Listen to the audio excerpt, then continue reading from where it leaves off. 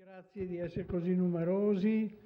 Io sono qui nella duplice veste di socio anziano, ahimè, dell'Istituto Veneto di Scienze e Lettere d'Arti e di presidente dell'Associazione Minerva per la lotta al disturbo bipolare.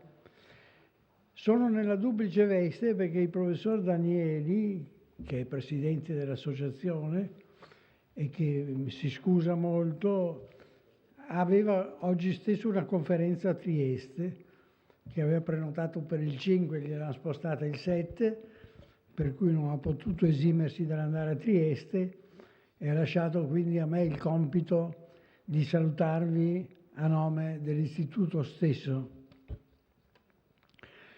Questo convegno l'avevamo già previsto anni fa con il povero Federspiel, che poi si è ammalato e mancato, non abbiamo potuto farlo, e siamo riusciti a realizzarlo adesso grazie al contributo dei relatori eccellenti che fra poco sentirete. Si intitola Mente e Neuroscienza e include scienziati, neuroscienziati e filosofi. C'è chi ha detto che i neuroscienziati sono i nuovi filosofi della mente. In realtà della mente fino adesso si sono occupati sempre i filosofi, perché gli scienziati non sapevano da che parte cominciare. Mentre adesso viceversa si è cominciato e adesso i progressi sono continui, anche se naturalmente, come succede, più lenti di quello che vorremmo, ma però molto concreti e molto interessanti, come sentirete dai relatori e soprattutto dal professor Smeraldi, che vi parlerà anche della patologia. Questo non è un convegno sulle patologie della mente, è un convegno che esplora le problematiche della mente e si chiude per l'appunto con la mente e l'anima come due entità di cui siamo curiosi di sentire l'affinità o la discrepanza, argomento sul quale peraltro il professor Smeraldi ha già pubblicato un libro che ha avuto la compiacenza di mandarmi, per cui sarà interessante sentire anche qual è l'opinione dei due filosofi, del filosofo e del neuroscienziato in merito. Ecco, non c'ho altro da dirvi, i temi delle relazioni li avete già visti e la prima relazione concerne appunto la genetica, perché nella trasmissione delle modalità fisiologiche di funzionamento dell'encefalo e anche della patologia, la genetica ha un'importanza tutt'altro che irrilevante, anche se, come sentiremo, non certo esclusiva. E quindi io prego Giovanni Felice Azzone, il professore emerito dell'Università di Padova, di presentarci la sua relazione su genetica e ambiente nella formazione della mente umana. Grazie.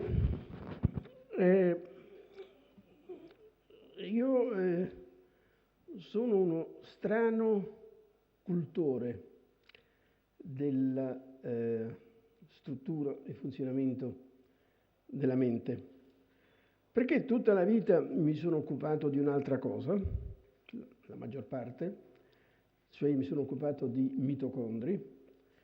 Poi, quando ho smesso di lavorare sui mitocondri, mi sono ricostruito un'altra vita lavorando sul meccanismo di funzionamento della mente. E abbastanza presto mi sono accorto che sulla mente esistevano i pareri espressi sulla mente e le conoscenze sulla mente erano molto parziali. Non c'era un equilibrio sufficiente per spiegare anche la sovrapposizione da una parte del funzionamento delle strutture della mente e dall'altra la struttura di quello che queste strutture della mente erano in grado di fare, cioè il pensiero, la morale e via dicendo. Infatti la cosa di cui vi parlerò oggi, spero di riuscire a esprimere abbastanza con sufficiente chiarezza e semplicità, il titolo che gli ho dato è Il ruolo delle intenzioni nell'evoluzione umana. E comincio già con il primo capitoletto, che è intitolato Il ruolo delle intenzioni nella seconda nascita degli esseri umani. Nel mondo biologico si usa il termine di evoluzione darwiniana per indicare tutte o quasi tutte le varietà dei processi evolutivi, sia degli esseri umani sia del mondo naturale. Questa definizione tende a ribadire che, in primo luogo, l'unico meccanismo dell'evoluzione biologica è quello proposto da Darwin 160 anni fa. E secondo, che la scoperta del DNA ha definitivamente risolto i problemi molecolari dei processi evolutivi. Lo scopo della mia presentazione è quello di dimostrare però l'esistenza di un'altra interpretazione dei processi evolutivi. Mi occuperò infatti di processi evolutivi soltanto di quelli che non sono spiegabili soltanto facendo ricorso al DNA. Processi che sono pertanto largamente indipendenti dalla trasmissione dell'informazione genetica. Ho cercato di richiamare l'attenzione sul fatto che l'attività del sistema mente-cervello promuove particolarmente nel mondo umano, quasi esclusivamente nel mondo umano, un tipo di evoluzione profondamente diverso da quello che si sviluppa nel mondo non umano. Infatti il nuovo tipo di evoluzione che io vi illustrerò è soggetto a meccanismi non deterministi gestiti dal sistema mente-cervello e dipende essenzialmente dai pensieri, dalle esperienze e dai desideri generati intenzionalmente dal sistema mente-cervello. Allora, entro subito in argomento. Un grande scienziato, Jacques Monod, aveva suggerito non molti anni fa il concetto che tutti i processi evolutivi indicati come darwiniani operassero sulla base di un meccanismo indicato come meccanismo del caso e della necessità. Ma può il meccanismo del caso e della necessità di Monod spiegare tutta la complessità dei processi evolutivi della specie umana?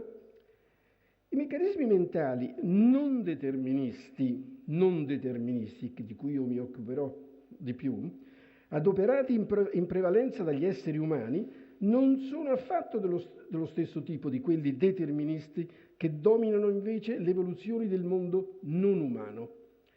La mia idea è che i meccanismi evolutivi gestiti dal sistema mente-cervello non sono dipendenti dal DNA, che per i biologi è un'eresia, quasi un'eresia, sono molto instabili, non deterministi e radicalmente diversi da quelli adoperati da tutti gli altri viventi.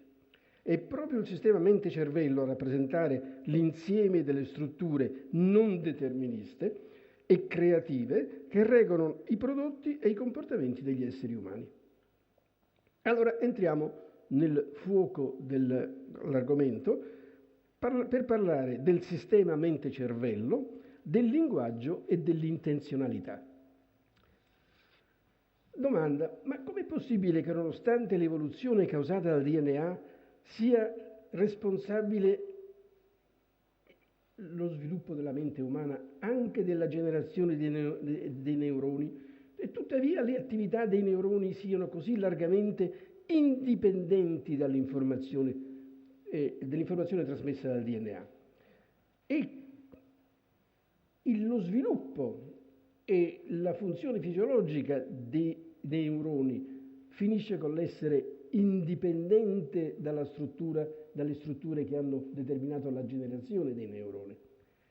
In altri termini, è necessario distinguere tra la generazione dei 10 miliardi di cellule neuronali interamente determinate dall'informazione fornita dai geni, e la successiva generazione, l'attività e le evoluzioni delle funzioni delle reti neuronali. Quindi sono due cose diverse, la generazione dei neuroni e poi la formazione delle reti neuronali durante il funzionamento del cervello. L'organizzazione e il funzionamento delle reti neuronali presenti nel sistema mente-cervello sono infatti il prodotto dello sviluppo del prolungamento dei neuroni, chiamati assoni e dendriti, e poi della generazione di una quantità gigantesca di connessioni interneuroniche, circa 10.000 per ogni neurone, fino a un totale di 10 alla 14ª di connessioni. I due aspetti importanti sono, quindi, il primo è che non vi è nuova informazione fornita dal DNA per produrre la crescita degli assoni e dei dendriti e per determinare le connessioni interneuronali. E secondo è che le nuove connessioni generate dalle reti neuronali possono essere conservate o eliminate a seconda che siano utili o inutili al funzionamento della mente. Mediante meccanismi completamente indipendenti dai geni, il sistema mente-cervello della specie umana si arricchisce generando un sistema completamente nuovo e dotato di due proprietà di straordinaria novità e potenza, che sono la generazione delle intenzioni e del linguaggio e, secondo, la utilizzazione del libero arbitrio, che è una delle altre proprietà essenziali del cervello. Quali sono allora i sistemi e gli eventi più importanti prodotti dal sistema mente-cervello durante il suo sviluppo? Uno degli eventi più importanti è quello che porta alla comparsa dell'area di Broca, che è un'area comparsa nel sistema mente-cervello soltanto 100.000 anni fa, e localizzata in un'area immediatamente posteriore all'area, veramente da questa parte, posteriore all'area che regola la mobilità dei muscoli delle persone. L'area di Broca, presente esclusivamente nella specie umana, è responsabile della produzione del linguaggio e svolge pertanto negli esseri umani un ruolo decisivo per la conversione delle intenzioni in comunicazioni. Per realizzare i compartimenti intenzionali, gli esseri umani devono pertanto adoperare le proprietà del linguaggio fornito dall'area di Broca. Il mondo dei viventi non umani, infatti, anche se dotati di sistemi nervosi, non molto diversi da quelli umani, non hanno le proprietà del linguaggio. Gli unici viventi che hanno il linguaggio sono soltanto gli esseri umani. Il linguaggio diventa così il protagonista di uno straordinario nuovo tipo di generazione dell'informazione, nel senso che non è posseduto da altre specie biologiche, è in grado di rivoluzionare in modo assolutamente unico i comportamenti e le capacità degli esseri umani e delle società umane. Questo è fin troppo ovvio che gli unici a parlare, a comunicare col linguaggio sono gli esseri umani e hanno imparato questo perché per la mutazione che è avvenuta tra 80 e 100.000 anni fa. Ha inizio così un'evoluzione estremamente articolata e complessa degli esseri umani che differisce dall'evoluzione sviluppata nel resto del mondo biologico non umano. Non è più diretta dai geni, non c'è nessuna relazione tra il DNA, l'informazione trasmessa dal DNA, e l'attività che viene svolta dalla zona di Broca. È fondata sul libero arbitrio e influenzata in modo decisivo dalla storia delle società umane.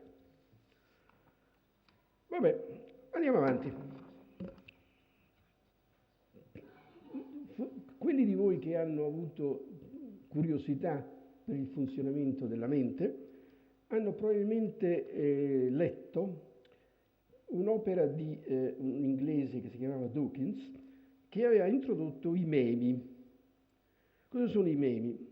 I memi non sono altro che i contenuti delle teorie scientifiche, delle ideologie, della letteratura, delle arti, delle religioni, dei diritti, della tolleranza e così via.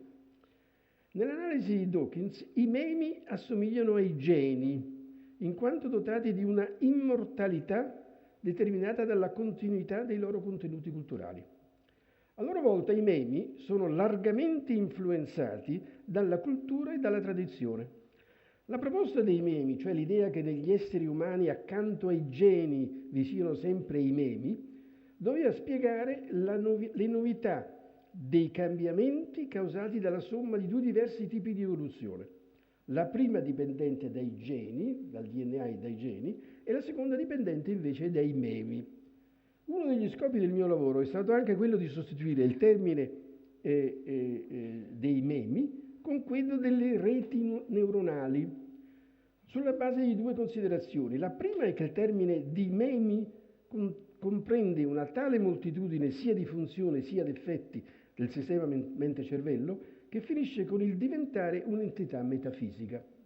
Il concetto delle reti neuronali, invece, riconduce tutte le attività della mente umana al sistema delle reti neuronali e quindi alle entità realmente esistenti e responsabili delle funzioni e dei prodotti mentali.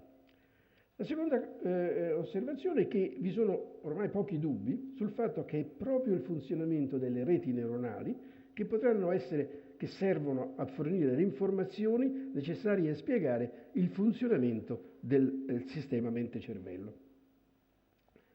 Adesso devo passare a un altro, uno step più avanti, che è lo step dei meccanismi evolutivi. Uno step che nella cultura comune è generalmente attribuita al funzionamento del DNA, dei geni, del DNA, e che invece io, facendo un passo in avanti che devo dire mi è stato parzialmente anticipato da un grande filosofo americano che si chiama Searle, attribuisce il sistema, delle intenzioni umane al funzionamento delle reti neuronali. Allora, quanto discusso prima spiega l'impossibilità di spiegare i processi evolutivi degli esseri umani partendo dall'idea che tali processi siano interamente dovuti, come viene insegnato anche nelle università, che tali processi siano interamente dovuti al caso e alla necessità e ai geni.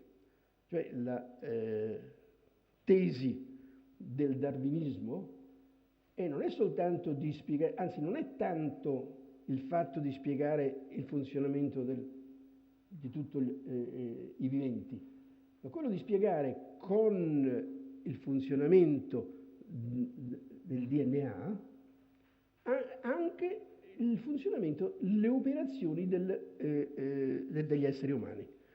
La mia tesi invece, in grande divergenza, è che il funzionamento del DNA e l'informazione che viene attraverso i geni non serve assolutamente niente per spiegare tutto quello che gli esseri umani fanno. Perché quello che gli esseri umani fanno è il prodotto delle reti neuronali e da quanto viene creato intenzionalmente dalle reti neuronali. In realtà, fino a un'epoca molto recente, i meccanismi del sistema mente-cervello degli esseri umani erano rimasti un grande mistero. Questo mistero si estendeva ai prodotti e ai meccanismi dei principali prodotti della mente, comportamenti volontari, la cultura, la morale, l'arte, la scienza, eccetera. La teoria evoluzionistica può invece utilizzare 3 importanti e nuove fonti di informazione. Il primo è quello della comprensione dei meccanismi di funzionamento del sistema mente-cervello, meccanismi tutti autonomi rispetto al sistema di DNA e geni. Il secondo è quello della descrizione e comprensione degli effetti dei comportamenti intenzionali sull'evoluzione degli esseri umani. Il terzo è quello del libero arbitrio. Quindi dobbiamo discutere del problema del funzionamento del sistema mente-cervello, comportamenti intenzionali e il problema del libero arbitrio. Il primo problema è quello dell'attribuzione di un'importanza primaria e autonoma del sistema delle reti neuronali. In altri termini, mentre fino ad oggi è stata attribuita un'importanza primaria ed autonoma al sistema DNA-geni, è necessario spostare l'attenzione sul funzionamento e l'organizzazione del sistema mente-cervello. È il meccanismo dell'intenzionalità che rende le operazioni della mente umana sempre dirette verso qualcosa. Noi ci comportiamo in un certo modo, pensiamo qualche cosa e facciamo le nostre scelte, proprio perché, perché siamo soggetti all'intenzionalità che esprime il parere e le intenzioni espressi dalle reti neuronali. L'intenzionalità è infatti quella proprietà che rende gli stati e gli eventi mentali operativi verso oggetti e stati di cose del mondo. È l'intenzionalità del sistema mente-cervello quello capace di generare i comportamenti volontari, il libero arbitrio, la creatività culturale, scientifica, artistica e morale. Con l'intenzionalità viene generata in tutti i viventi, sebbene in misura diversa tra i vari gruppi di viventi, un nuovo tipo di evoluzione completamente diverso rispetto a quello fondato sulle informazioni generate e trasmesse dal DNA. Questo nuovo tipo di evoluzione, quella che vi sto illustrando, è fondato sull'auto-organizzazione delle reti neuronali e sul funzionamento dell'intenzionalità e si sviluppa molto più rapidamente delle evoluzioni dipendenti dall'informazione genetica. L'auto-organizzazione del sistema mente-cervello genera quei prodotti, cultura, morale, scienze, filosofia, arte, tecnologia, necessari per produrre un tipo di evoluzione di gran lunga più importante dell'evoluzione dominata dal caso e dalla necessità. Vediamo allora qualche cosa sul meccanismo dell'intenzionalità. Il concetto di intenzionalità indica gli atteggiamenti verso stati di cose che vanno oltre la mente. Credenze, paure, speranze, desideri, amore, odio, gioia, orgoglio, vergogna e così via. John Searle ha collegato l'intenzionalità ai comportamenti umani. Gli stati intenzionali hanno contenuti, condizioni di soddisfazione e direzioni di adattamento. Secondo Searle, l'intenzionalità è il modo molto speciale mediante cui la mente umana entra in relazione con il mondo esterno e sviluppa i propri comportamenti. Da quanto detto, gli stati intenzionali hanno sempre condizioni di soddisfazione e direzioni di adattamento. Le credenze sono vere o false a seconda che i contenuti delle credenze si adattino o non si adattino alla realtà esterna. Le credenze hanno quindi una direzione di adattamento da mente a mondo, in quanto sono credenze che per essere vere e soddisfatte devono adattarsi al mondo. Nel caso dei desideri, questi sono esauditi o frustrati a seconda che il mondo si adatti o non si adatti ai loro contenuti, ai contenuti cioè delle intenzioni. I desideri saranno pertanto soddisfatti se esauditi e non soddisfatti se non esauditi. In questo caso, tuttavia, la soddisfazione è invertita, è del tipo mondo a mente e non mente a mondo. Ma quando sono comparse le intenzioni? La risposta è semplice. Nel mondo dei viventi le intenzioni compaiono quando compaiono i sistemi e i fenomeni nervosi, che non sono generati dal DNA, dai geni.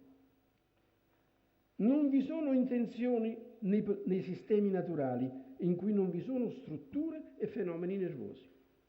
Con la comparsa dei sistemi nervosi scompaiono dunque i fenomeni strettamente deterministi, come quelli generati dal funzionamento dei geni, del DNA e dei geni. Scompaiono dunque i fenomeni strettamente deterministi, i quali vengono sostituiti da quelli non deterministi, che richiedono analisi più complesse di tipo probabilistico per calcolare e predire se e quali eventi naturali possono aver luogo. Altre due cose e poi avrò finito. Le due cose sono una riguardo al libero arbitrio e l'altra riguardo alla cosiddetta seconda nascita degli esseri umani.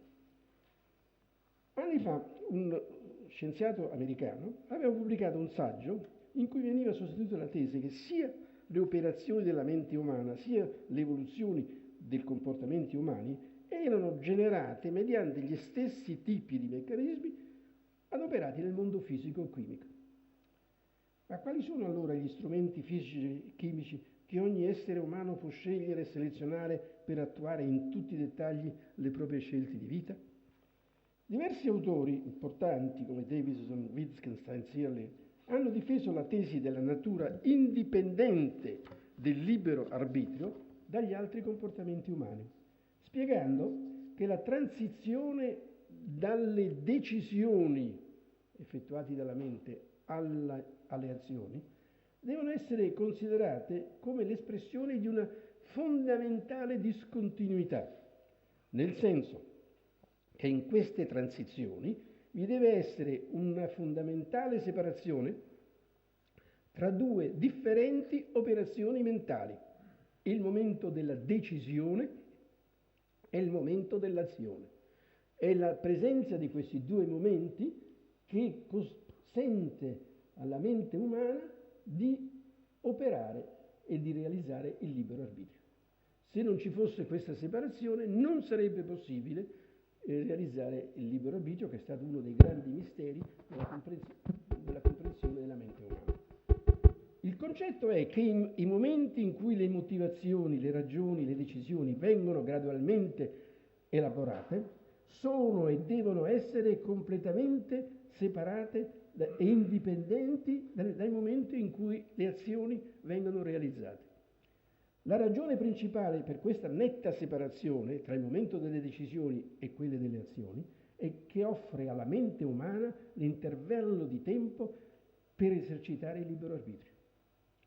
Ne segue che un'interpretazione della razionalità come un processo di natura deterministica e quindi senza una separazione tra ragione e azione è incompatibile con il servizio del libero arbitrio, con il principio del libero arbitrio. Sono arrivato quasi al termine. Devo dire qualche cosa sul concetto della nascita degli esseri umani. Breve, sì. Gli effetti provocati nei viventi dalle reti neuronali sono giganteschi per un motivo molto semplice. L'evoluzione guidata dalle reti neurali e quindi fondata sulle proprietà del linguaggio, dell'intenzionalità e del libero arbitrio è enormemente più rapida e flessibile rispetto all'evoluzione dipendente dal DNA e dai geni e quindi dai meccanismi del caso e della necessità. È come paragonare la velocità di comunicazione di una società di sordomuti con la velocità di comunicazione di una società di intellettuali.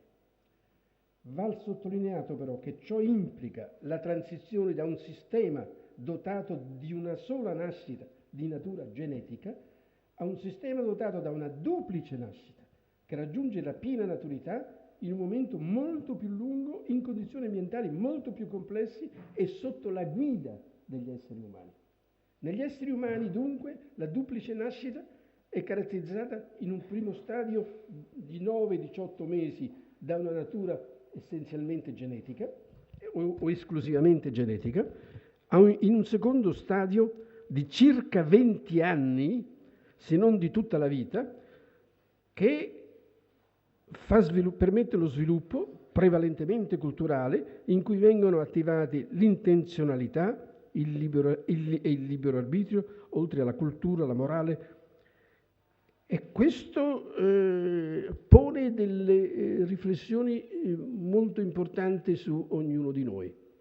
L'educazione, l'allevamento dei giovani, dei ragazzi, richiede la consapevolezza che se un paio d'anni possono essere il risultato automatico della, diciamo così, lettura dell'informazione trasmessa attraverso il DNA, gli altri 18-20 anni, perché lo sviluppo degli esseri umani è molto lento e molto lungo, deve o comunque viene sviluppato per quello che avviene nel suo intorno, quindi a opera della scuola, a opera dei genitori e di tutto quello che le scuole, i genitori e l'ambiente in cui il ragazzo si trova a vivere, che gli danno le informazioni necessarie per lo sviluppo della sua personalità. Questo, secondo me, è la conclusione più importante della mia relazione. Una relazione che tende a sottovalutare, a ridurre in un cantino i processi automatici, il DNA, i geni che trasmettono un'informazione, la cui trasmissione avviene sempre. E invece non la trasmissione, la comunicazione di qualche cosa che serve a sviluppare la mente degli esseri umani, la personalità e quindi tutto quello che poi la persona diverrà durante la propria vita. Grazie mille. Grazie professor Azzone per questa completa relazione. Il gioco della genetica e dell'ambiente è tutt'altro che risolto e facile, anche nella patologia, ricordo anche nelle malattie bipolari che a voi interessa, ci sono componenti genetiche e componenti ambientali. Quindi grazie ancora. Adesso cedo la cera al dottor Garonna. Sì, io volevo introdurre la seconda relazione perché credo che i tempi siano abbastanza ristretti, del professor Berlucchi, Mente, corpo e cervello nelle moderne neuroscienze.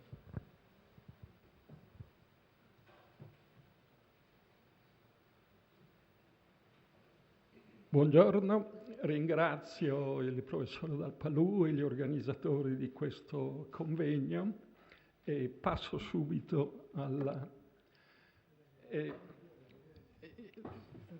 da un punto di vista biologico non c'è dubbio che ogni persona è unica e irripetibile. È unica e irripetibile perché ha un'individualità biologica, c'ha un DNA, c'ha impronte digitali, c'ha un assetto immunitario, un assetto ormonale, un gruppo sanguigno, una costituzione scheletrica che permettono di individuarlo e anche ha un'identità personale. L'identità personale è più di tipo psicologico, diciamo, nel senso che ogni persona ha una storia, una memoria, una serie di eventi che la caratterizzano, di cui la persona stessa, grazie alla sua memoria, può parlare in prima persona. Abbiamo quindi la possibilità di identificare una persona in base a criteri somatici, comportamentali e mentali e oggi anche cerebrali, cioè con le neuroimmagini in modo non invasivo si può vedere come è fatto e da certi punti di vista come funziona il cervello di una persona. Io sono un neurofisiologo e credo di poter dire che se considerate le tre entità nella parte bassa, cervello, corpo e ambiente, con le rispettive frecce, abbiamo una conoscenza pressoché completa di come il cervello riceve informazioni di senso dall'ambiente attraverso il corpo e come agisce sull'ambiente attraverso il corpo. Naturalmente la parte più importante che riguarda il tema del convegno è quello dei rapporti tra le attività mentali, consce e inconsce, quelli di cui abbiamo conoscenza diretta, diciamo, e possiamo parlare in prima persona, idee, percezioni, sensazioni, sentimenti, di cui possiamo dire, di quelli consci perlomeno, di quelli inconsci certamente non sappiamo. Sappiamo sicuramente che dipendono da attività cerebrali, ma per ora le conoscenze sono sul piano delle correlazioni, anche se crediamo certamente noi neurofisiologi che è l'attività cerebrale che genera le attività mentali, come lo faccia non lo sappiamo ancora. E spingendo l'analisi, anche filosofi che si interessano di neuroscienze hanno cercato di stabilire delle uguaglianze. L'identità personale, se l'identità personale corrisponde all'identità mentale, cioè anche se il mio corpo deteriorasse completamente e riuscissi però a mantenere la mia mente intatta e a comunicare, nessuno negherebbe che quello sono io. L'identità mentale, fin dai tempi della filosofia inglese empirista, l'identità mentale è l'identità personale. Se però diciamo che l'identità mentale dipende dall'identità cerebrale, cioè che un particolare cervello sostiene, abilita una particolare mente, allora per la proprietà transitiva l'identità personale è identità cerebrale. Molti esprimono questa identità dicendo io sono il mio cervello. E un filosofo americano dal nome italiano, Puccetti, parecchi anni fa ha detto dove c'è un cervello umano, l'ho aggiunto io, lì c'è una persona. Il cervello umano ha delle caratteristiche che non si ritrovano negli altri animali per quanto intelligenti. Sono il linguaggio e la comunicazione simbolica. Ci sono degli animali che sono in grado di comunicare, ma i loro mezzi di comunicazione non hanno le caratteristiche e la capacità comunicativa del linguaggio umano. L'autocoscienza, anche questo si discute se qualche specie animale abbia una coscienza del sé, però una certezza non l'abbiamo ancora. Mentre per l'uomo non c'è dubbio che dopo 2 anni si comincia ad avere questo senso del sé, di cui dirò qualche cosa dopo. Abbiamo inoltre la memoria episodica. La memoria episodica è la memoria che crea in un certo senso l'identità personale e che è la memoria che ci permette di collocare nel tempo e nello spazio le nostre esperienze sia come attori, quello che succede a me, sia come spettatori.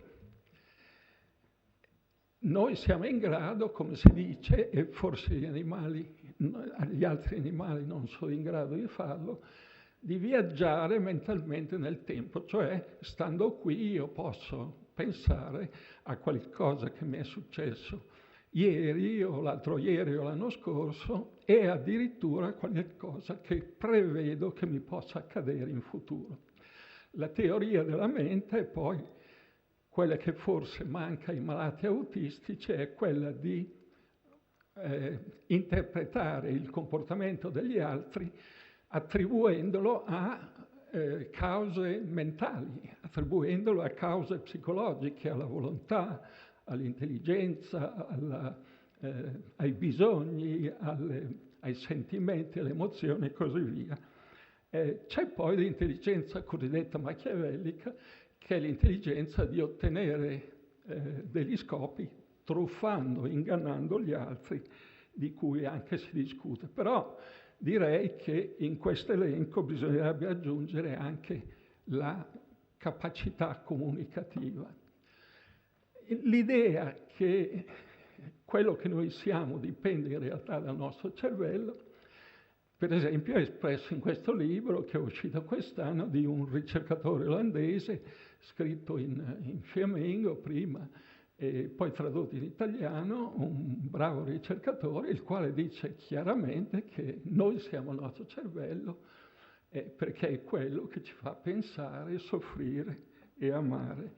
E in accordo a quello che diceva prima il professor Azzone, qualcuno dice che in realtà noi siamo il nostro connettoma, è una brutta parola, ma che cosa indica? Indica il complesso totale delle reti nervose neuronali di cui lui parlava, cioè tutte le connessioni tra i nostri neuroni. Questo enorme numero di connessioni costituisce qualche cosa che, per analogia col genoma, è proprio della persona.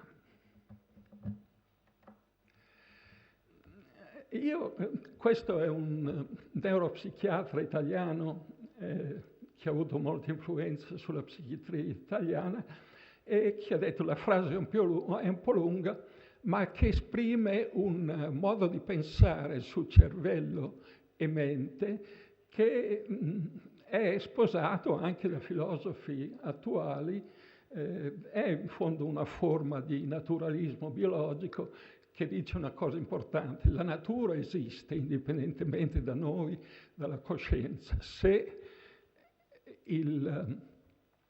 ci fosse un evento che spazza via l'umanità, le Alpi, il Vesuvio, la foresta amazzonica continuerebbero ad esistere, ovviamente, in assenza di ogni tipo di coscienza. Non esiste però, secondo il rapporto tra coscienza, per coscienza lui intende mente, il rapporto tra la mente e la natura, e per natura e al cervello, è un rapporto unilaterale. Ci può essere un cervello senza coscienza, non ci può essere una coscienza, una mente senza cervello. Il cervello è quella parte della natura, fa parte ovviamente della natura concreta, che sostiene, abilita, rende necessaria la coscienza. Lui dice che la coscienza, questo è dibattibile, per esempio il filosofo americano Searle lo nega. Lui dice che la coscienza non si può mettere nella natura perché appunto la coscienza non è localizzabile nello spazio e nel tempo.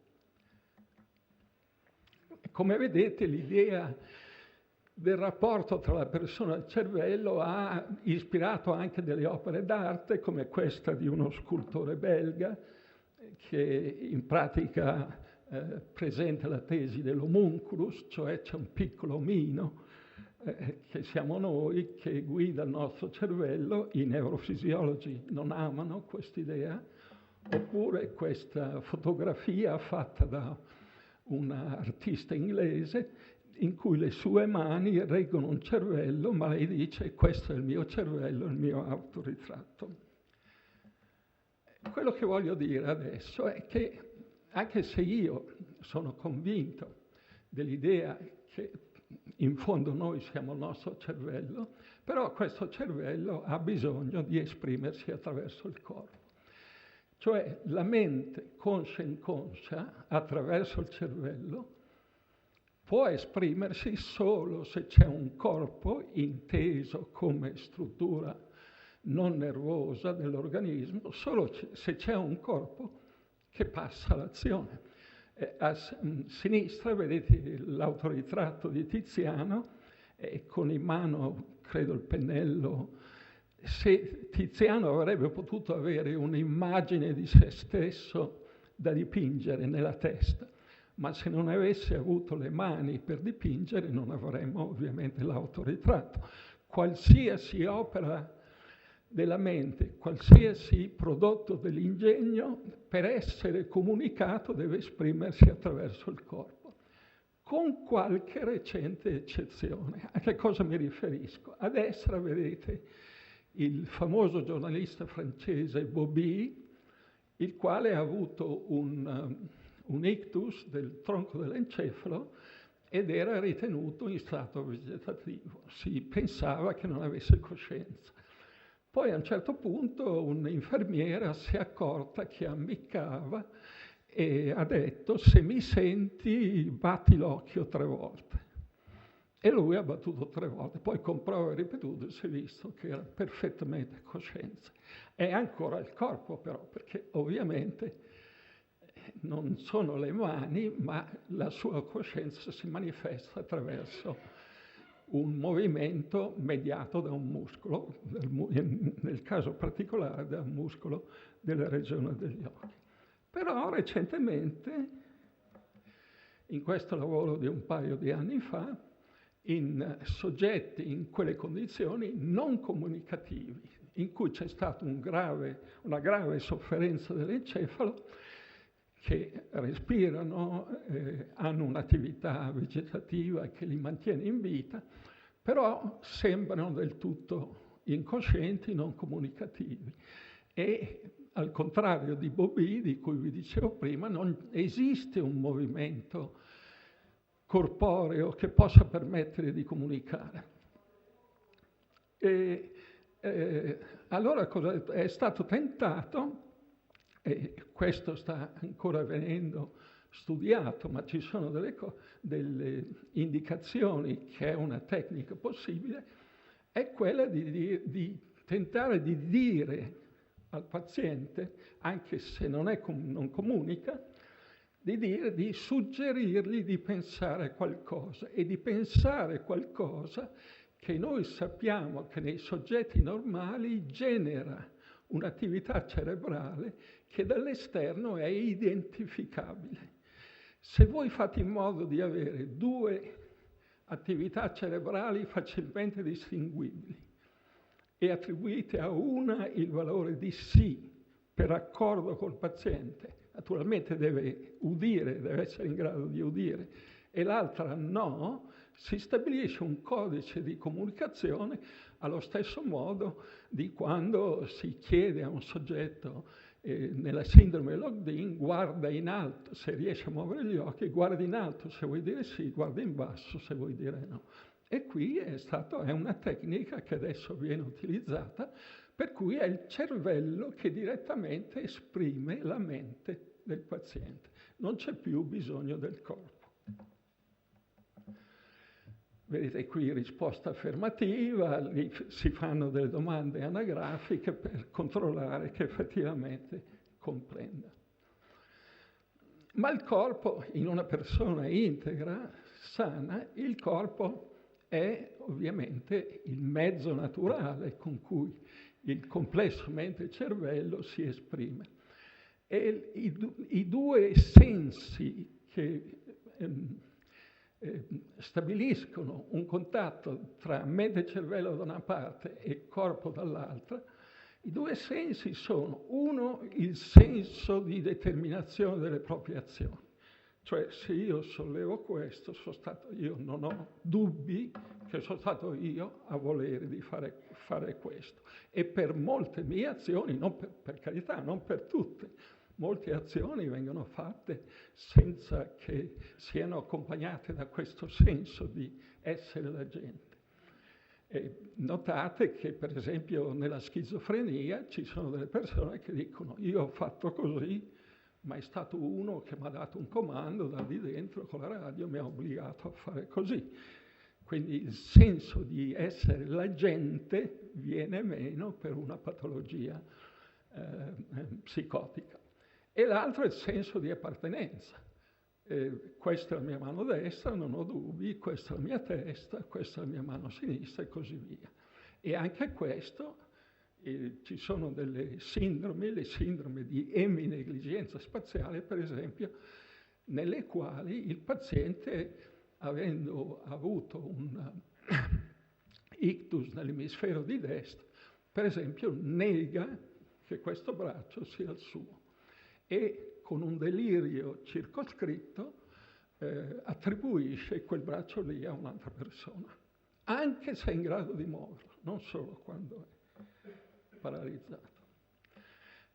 Il corpo ha varie rappresentazioni del cervello. Quella più classica è la rappresentazione nella corteccia parietale anteriore, la rappresentazione topografica, somototopica, ma ci sono molte aree cerebrali dove la visione o la visione di parti del proprio corpo o parti del corpo di altri producono delle attivazioni specifiche di neuroni. E come vedete c'è nella corteccia parietale posteriore, nella corteccia occipito temporale e nel lobo dell'insula.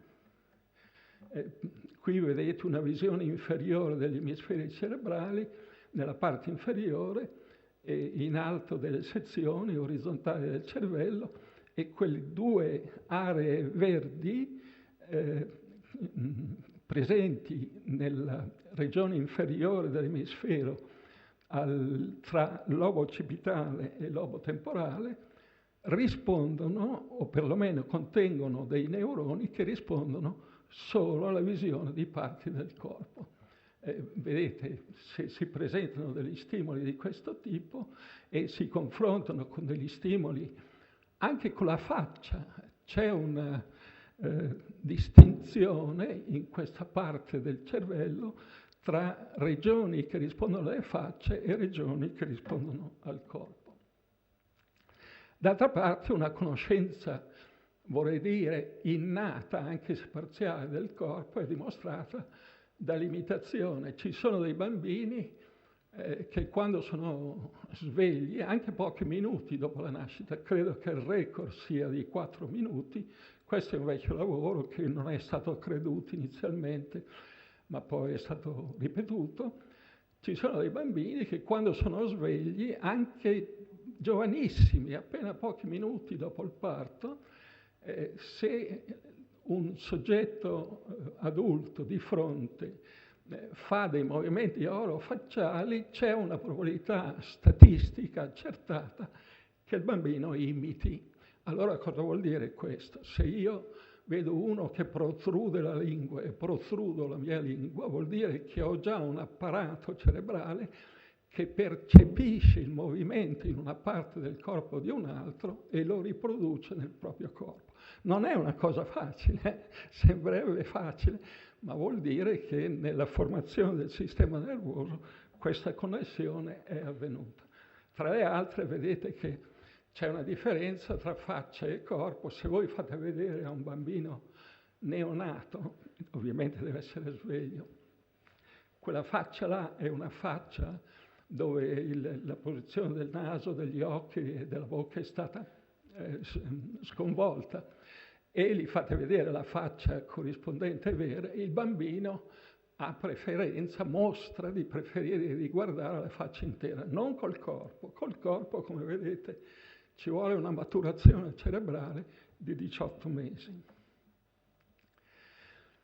Ma il corpo è anche, c'è una tradizione filosofica che mette in rapporto il corpo, inteso come come componente dell'individuo non nervosa, il corpo con le emozioni. C'è una teoria che in un certo senso era stata preannunciata da Darwin. Darwin diceva che la maggior parte delle nostre emozioni sono così strettamente connesse con la loro espressione che praticamente non esisterebbero se ci fosse una passività del corpo. Un uomo può odiare intensamente un altro, ma la dimostrazione della sua rabbia, frutto del suo odio, compare solo quando la struttura del suo corpo è, per esempio, con la tensione muscolare, con l'aumento della pressione sanguigna.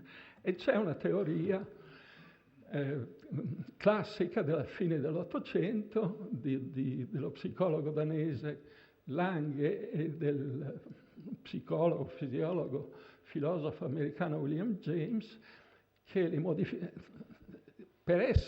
per avere una emozione bisogna che ci sia una reazione somatica, ed è, come vedete, la percezione di queste modificazioni somatiche che è l'emozione. Questa è la frase di James, il quale diceva anche: se io vedo un orso su un piano intellettuale so che è una situazione pericolosa, intellettualmente, cognitivamente, come si usa dire oggi. Ma la paura viene solo quando, per una reazione che non dipende da questa percezione, la paura viene quando il mio corpo reagisce, per esempio comincio a scappare. Non scappo perché ho paura, ma ho paura perché scappo. Non scappo, non ho paura, non tremo perché ho paura, ma ho paura perché tremo.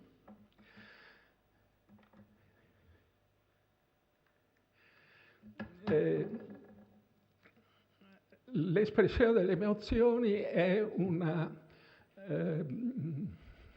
meccanismo somatico, fisiologico somatico, che almeno per quello che riguarda le emozioni principali, cioè la felicità, la sorpresa, il disprezzo, la tristezza, il disgusto, la rabbia e la paura, prescinde dal gruppo etnico. Qui apposta Ekman ha selezionato individui di gruppi etnici diversi per dimostrare appunto che c'è una base comune a tutti gli umani oggi esistenti. E in realtà Ekman ha poi tentato di studiare a livello dei muscoli della faccia l'espressione delle emozioni ripetendo gli esperimenti di simulazione elettrica fatti da Duchenne de Boulogne in Francia, che erano stati già presentati nel libro di Darwin sull'espressione delle emozioni negli animali e nell'uomo, e avevano distinto un sorriso finto prodotto dalla simulazione elettrica e un sorriso vero di uno che sente la barzelletta. Ekman, come vedete, l'ha chiamato il sorriso alla Duchenne, dicendo che questo sorriso che è posato, cioè uno lo esprime senza, in teoria, sentire l'emozione, è diverso invece da quello là sopra. E ci sono questi muscoli che sono responsabili delle emozioni principali, ma la cosa interessante è questa, che c'è stato un revival, un ripescaggio della teoria di James e Lange, dimostrando che se si fanno contrarre i muscoli, per esempio del sorriso, in basso, vedete, se io faccio tenere una penna coi denti, devo attivare dei muscoli che in genere corrispondono al sorriso. Se la faccio tenere con le labbra, vedete che c'è un'espressione, quello che si chiama fare il muso. E ovviamente, ugualmente, se mettendo dei marcatori in bianco si fa contrarre il corrugatore delle sopracciglia, che si contrae quando uno ha delle emozioni non positive, certamente, allora quello che succede è che questo segnale del corpo influenza il giudizio che uno dà di espressioni che gli vengono presentate in fotografia.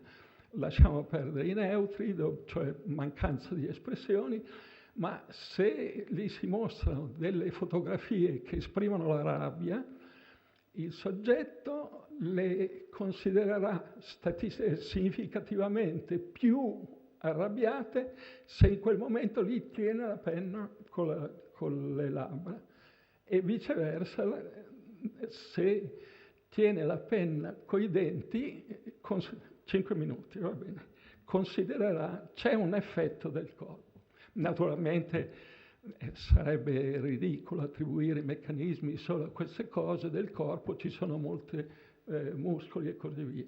La cosa interessante è che, per esempio, è stato visto che le ripercussioni, le riverberazioni attraverso il corpo sono più importanti per le emozioni negative che per quelle positive. Tant'è vero che le persone che si trovano nella sindrome locked-in, cioè le persone che non comunicano, non riescono a controllare il loro corpo e quindi non hanno segnali dal corpo, hanno una riduzione delle emozioni negative, il che spiega anche come mai abbiano una migliore accettazione della vita.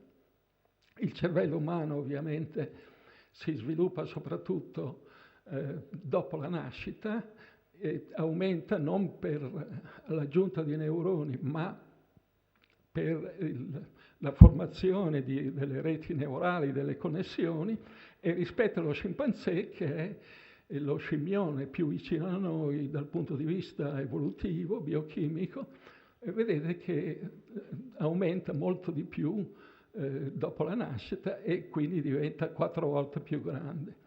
e aumenta perché aumentano le connessioni, i neuroni rimangono gli stessi. Questi sono i neuroni disegnati dagli istologi, una roba interessante che ha dimostrato nell'800 Bizzozero aveva fatto uno studio estremamente raffinato dove diceva i neuroni che abbiamo alla nascita li possiamo poi nel corso della vita solo perdere, non possiamo aggiungere dei neuroni perché una volta che il sistema nervoso si è formato e siamo nati, i neuroni non si dividono più. E questo è stato confermato con metodi recenti.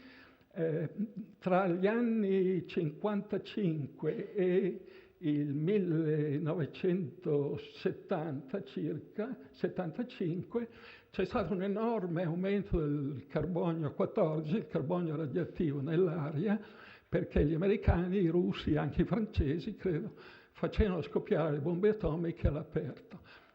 Come sapete il carbonio si ossida e diventa anidride carbonica, le piante lo prendono, noi mangiamo le piante o gli animali che mangiano le piante, entra nel nostro corpo. Se viene incorporato nel DNA di una cellula che non cambierà nel corso della vita, noi siamo in grado di dire che quella cellula lì ha incorporato il carbonio. Altre cellule che lo incorporano anche loro, pensate alle cellule della pelle o pensate a quelle della mucosa intestinale, molte altre cellule, quelle sappiamo che vivono 4-5 giorni, quindi vanno via. Con questa tecnica è stato visto, per esempio, io sono nato negli anni 30 e certamente i miei neuroni hanno un livello di carbonio radioattivo corrispondente al carbonio radioattivo degli anni 30, vicino a zero. I miei figli, che sono nati negli anni 60, sicuramente hanno nei loro neuroni carbonio radioattivo. Vedo che è l'ora. Quello che vorrei dire rapidamente è che l'unicità del cervello di ciascuno di noi dipende dalla connessione tra i neuroni. Certo ci sono delle connessioni tipiche del cervello umano, ma a livello sinaptico tante cose cambiano. E la capacità il cervello quindi è statico perché ha gli stessi neuroni. Un po' li perde naturalmente, ma sappiamo oggi che il fenomeno, l'invecchiamento ci fa perdere un po' di neuroni, ma il fenomeno non è così accentuato come si pensava una volta, è difficile contare. Quello che perdiamo sicuramente sono le connessioni. L'invecchiamento significa perdita di connessioni, riduzione quindi delle reti, di cui parlava Azzone, e rallentamento delle comunicazioni. I vecchi sono più lenti, non c'è dubbio.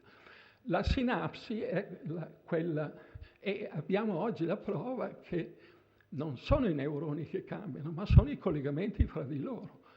E qui vedete la sostanza bianca, vedete addirittura gli scandinavi a cui piacciono queste misure hanno dimostrato che si possono misurare le connessioni totali in termini di chilometri. La femmina ha il cervello un po' più piccolo, quindi le connessioni dipende dal corpo, dalle dimensioni del corpo. Vedete che c'è una riduzione netta del corpo. L'ultima cosa, e vedete come questo dimostra come le reti vengono alterate drasticamente. In alto si vede la rete di un soggetto normale, in mezzo di uno che ha avuto un trauma cerebrale e in stato vegetativo, e in basso uno che ha avuto un grave episodio ischemico cerebrale. Vedete quanto si riducono le cose. Gemelli. Qualcuno crede che i gemelli abbiano una mente uguale perché hanno un DNA uguale, che i geni producano dei cervelli uguali e quindi delle menti uguali. Non c'è dubbio che i geni tendono a produrre dei corpi uguali, delle facce uguali. E qui addirittura è una cosa ridicola, per cui si pensa che due gemelli separati alla nascita e cresciuti in ambienti completamente diversi si ritrovano all'ufficio brevetti, vestiti alla stessa maniera, con la stessa invenzione. Non è così, è vero che sono simili e addirittura questi sono i gemelli siamesi. quelli l'ambiente non potevano non condividerlo perché erano attaccati per il torace, quindi dovunque andava uno andava l'altro. Uno è diventato alcolista, l'altro era astemia. Quindi pensate che differenza c'era. E i cervelli sono diversi. E, vabbè, salto questo e finisco, vi dico questa cosa qui che è interessante, che un pochino, forse il professor Azzone la dovrebbe prendere in considerazione. Ci sono due grandi carestie che sono avvenute in maniera quasi sperimentale, non voluto ovviamente. Una in Olanda durante la Seconda Guerra Mondiale, in cui i tedeschi per ritorsione, per rappresaglia, hanno chiuso l'approvvigionamento di cibo, poi anche sono gelati i canali, quindi la popolazione dell'Olanda occidentale, con due grandi città come Amsterdam e Rotterdam, è stata esposta a una gravissima carenza di calorie. Hanno difeso i bambini, hanno cercato ma gli adulti se la sono cavata, addirittura mangiavano i bulbi di tulipano. In Cina, grazie a Mao e alle idee idiote genetiche di Lysenko prese, come sapete, dal 59 al 61 c'è stata una grande crisi agricola, per cui anche lì c'è stata una restrizione. E la cosa che vedete è che adesso i nati in Olanda si avvicinano ai 70 anni e vedete che la clinica medica ha dimostrato che hanno delle alterazioni da internisti, studiati dagli internisti. Hanno tutti l'intolleranza al glucosio. Quelli la cui madre è stata deprivata di cibo verso la fine della gravidanza stanno meglio, ma gli altri, come vedete, soprattutto quelli la cui madre è stata privata all'inizio della gravidanza, hanno delle gravi alterazioni. Cosa c'entra questo col cervello? A parte che nel diabete anche il cervello ha qualche cosa. Guardate, questo dei giapponesi è il rischio della schizofrenia. Qui vedete due popolazioni cinesi, urbana e non urbana, e il rischio, e anche negli olandesi uguale, il rischio per la schizofrenia di coloro la cui madre ha sofferto durante l'inizio della gravidanza è doppio rispetto a una popolazione di controllo. E infine ve la faccio vedere perché sembra un ossimoro, è proprio un minuto. Il termine filosofia sperimentale sembra un ossimoro perché i filosofi hanno sempre detto che se fanno degli esperimenti sono esperimenti di fantasia.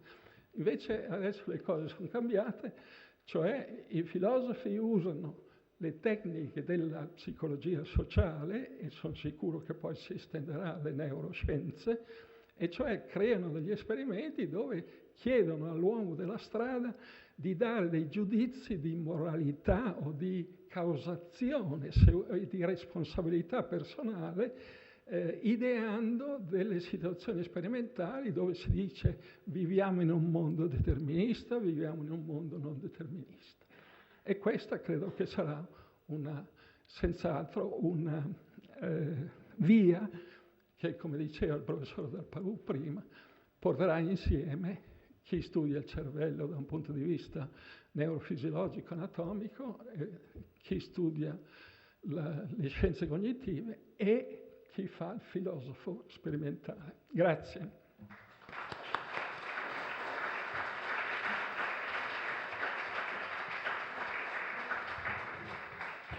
Grazie professore. Abbiamo avuto un altro punto di vista, una prospettiva diversa da quella precedente. Come vedete, il cervello è un organo che può essere osservato da prospettive e punti di vista assolutamente diversi. La prima, un'impostazione più neurobiologica, la seconda di tipo neurofisiologico. Ora passo la parola al professor Dal Palù. Sì, se abbiamo il piacere di sentire il professor Ernesto Carafoli dell'Università di Zurigo e di Padova e dell'Istituto Veneto, il quale ci parla dei meccanismi della creatività e ci dirà cosa crea io non creerò niente, comunque grazie. Certo che cambiamo di prospettiva ora, se riesco ad avere la mia videata. Intanto devo dirvi, e chiedo scusa, ho cambiato un pochino il titolo della mia presentazione, ma il concetto è lo stesso.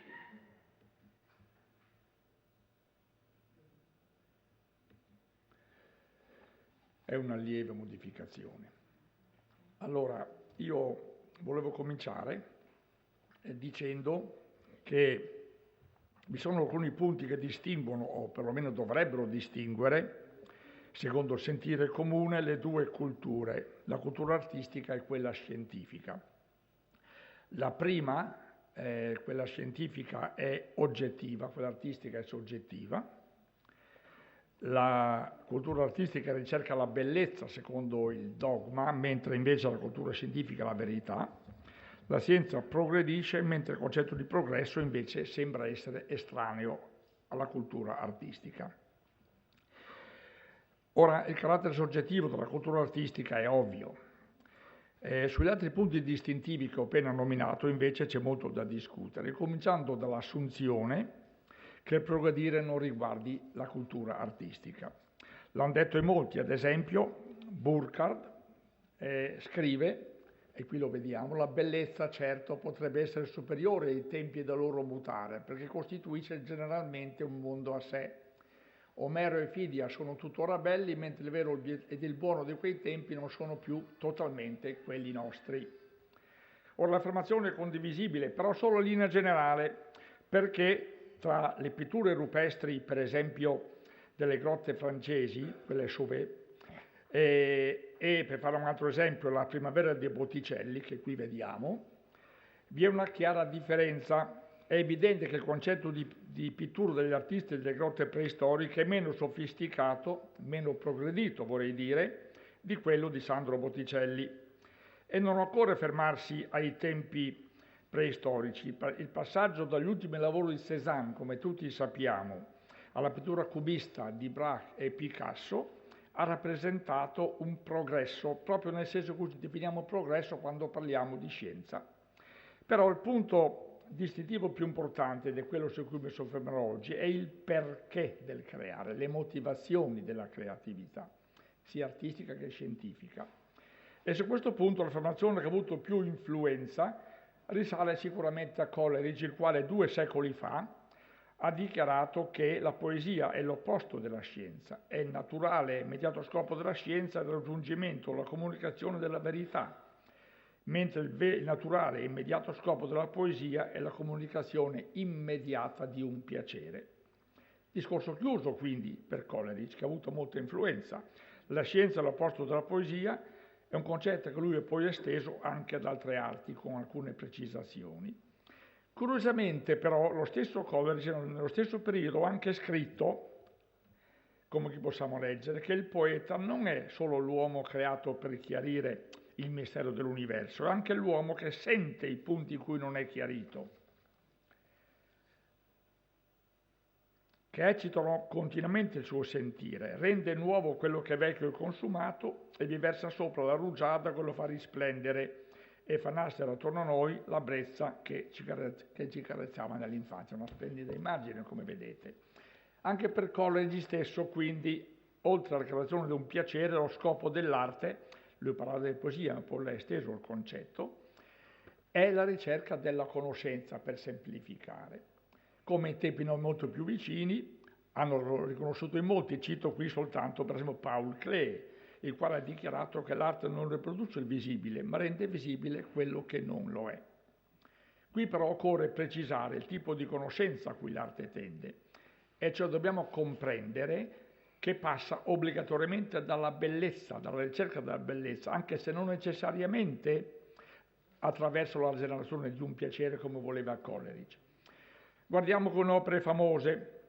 Qui vediamo la Venere di Botticelli, la quale genera nel contemplatore, immagino in tutti voi, un'immediata sensazione di piacere. Qui il bello ed il piacere vanno di pari passo, sono evidentemente tutt'uno. Il secondo dipinto che vi mostro invece è la famosa Zattera della Medusa di Géricault.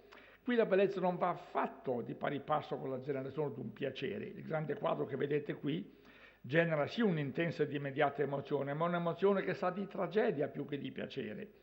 Questi cadaveri verdastri che vedete qui, l'espressione dei volti, tutto nel dipinto tende a suscitare un'emozione di orrore. L'equazione bellezza uguale piacere semplifica evidentemente troppo le cose, con buona pace di Coleridge, ed è quindi preferibile passare di generazione di emozioni, non solo di piacere. Mostro anche qui una terza opera, perché sposta il discorso su un piano un poco diverso. Questo è il celeberrimo Guernica di Picasso, icona della rappresentazione pittorica dell'orrore e della guerra. L'opera genera sicuramente in tutti noi un sentimento generale di orrore, ma un sentimento confuso, vorrei dire, perché manca al primo approccio col dipinto il fattore comprensione, di cui, contemplando la Venere di Botticelli qui sopra o la Zattera di Géricault, in un certo qual modo potevamo anche fare a meno. Ecco quindi il discorso sulla comprensione nella percezione dell'arte, che è un punto molto importante secondo me. Per affrontarlo occorre però prima che cerchiamo di capire la natura di quell'entità elusiva che comunemente chiamiamo bellezza. Ne ha molte definizioni, se ne trovano moltissime in letteratura. Sono tutte dettate da particolari momenti storico-culturali e quindi sono di necessità discordanti. La più comune, per esempio, la troviamo sul dizionario Webster, dice che la bellezza è la qualità che fa apparire un oggetto piacevole. È una definizione che ignora il problema di fondo, il quale è la distinzione tra la bellezza oggettiva e la bellezza soggettiva. Cosa voglio dire? Per pormi dalla parte del percettore tra giudizio soggettivo e giudizio oggettivo. Dei due il primo necessariamente personale, è legato al nostro percorso culturale di ogni individuo. Il giudizio oggettivo invece è basato su canoni relativi all'oggetto della valutazione estetica, che in linea di principio dovrebbero avere valore universale, e lo sono, anche se cambiano con i tempi. Cambiano di sicuro. I canoni che definivano la bellezza delle sculture muliebri paleolitiche grasse, con il grande seno e l'enorme sedere, non sono evidentemente quelli delle donne di Canova. C'è di sicuro un cambiamento anche nei canoni oggettivi. L'idea che la bellezza sia espressa da qualità che rispondono a canoni oggettivi risale certamente alla cultura greca, principalmente a Platone. Occorre però precisare che nella cultura greca la bellezza non è mai vista come un'entità separata, ma è sempre associata a qualità come il giusto, il buono, l'armonico, il vero. Il parametro principale nell'oggetto è comunque l'armonia, valore positivo che per i greci si opponeva al caos primigenio. Poi c'è la simmetria, che si può, volendo, anche considerare un corollario del parametro precedente, ed infine la semplicità. Ora, Platone sulla bellezza ha per molti secoli dettato legge. Ecco il passo famoso del Filebo che dice in modo esplicito che la bellezza è una proprietà intrinseca dell'oggetto. Parlando delle figure piane e solide, Platone dice infatti nel Filebo: queste figure sono belle non in maniera relativa, ma in se stesse e per la loro propria natura. Nella cultura greca, quindi, anche se è un'eccezione di cui non ho tempo di occuparmi, il denominatore comune nel discorso sulla bellezza è l'accento sull'oggetto. E l'enfasi non cambia per molti secoli, sino ai confini del Rinascimento le idee di Platone sulla bellezza di fatto dominano. Le cose cambiano in modo radicale nel Settecento. L'enfasi del discorso sul bello si sposta ora sul soggetto, sul senso estetico del percettore. La bellezza cessa gradatamente di essere una qualità intrinseca dell'oggetto ed i canoni greci diventano quindi irrilevanti.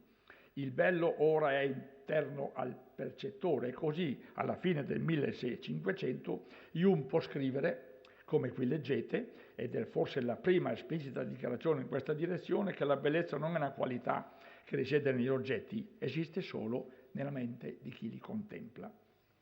L'illuminismo è a questo punto ormai alle porte e nel 1790 Immanuel Kant pubblica la Critica del giudizio e vi dichiara esplicitamente che il bello esiste solo in funzione del giudizio del percettore, escludendo qui di modo tassativo l'idea del bello in sé di greca e antica memoria. Dal tempo di Kant, però, passando attraverso attraverso molteplici periodi storico-culturali, pensiamo solo al romanticismo per esempio, l'accento sul soggettivo nella bellezza ha permeato e permea ancora l'intera cultura estetica, declassando l'oggetto come portatore di qualità estetiche quasi a variabile irrilevante. Naturalmente però i parametri estetici dell'oggetto, sul quale dal tempo dei Greci sino al Rinascimento tanto si era insistito, dal consensus partium alla simmetria, non erano affatto scomparsi. Non era scomparsa ad esempio la sezione aurea, che era già conosciuta dai Greci e forse addirittura dagli Egizi, ma il vento era cambiato e l'accento sul soggettivo oscurava ogni altra considerazione. Ora però più di 2 secoli sono passati dai tempi di Kant e si può tentare di giungere ad un compromesso sul concetto di bellezza che tenga conto sia del soggettivo che dell'oggettivo. Però riprendiamo prima brevemente il discorso sui parametri oggettivi della bellezza di cui ho appena accennato. Ora sul consensus partium non occorre dire molto, infatti è ragionevole accettare l'armonia, l'equilibrio delle parti con il tutto, quello che è una parola i greci chiamavano euritmia, come canoni del bello. Per il secondo canone, la simmetria, il discorso si fa più complesso. Il termine simmetria, fra l'altro, non esisteva in Grecia, e al tempo dei Greci il termine simmetria, c'erano parafrasi sempre, riflette la nostra istintiva preferenza per la regolarità. I Greci la vedevano dovunque in natura ed era quindi per loro sinonimo di bellezza.